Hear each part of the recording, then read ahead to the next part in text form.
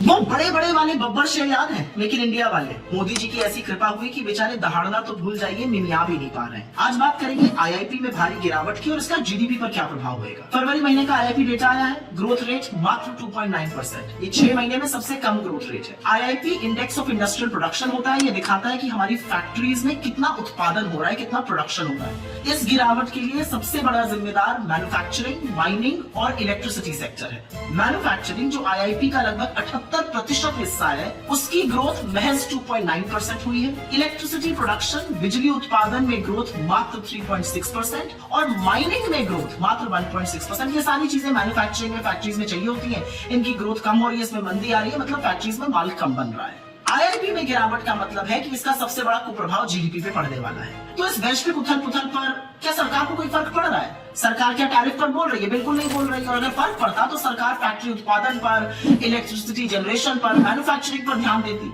लेकिन मोदी जी का तो सारा ध्यान कमरे खुदवाने पर है, वक्फ बोर्ड के बिल पास कराने पर है।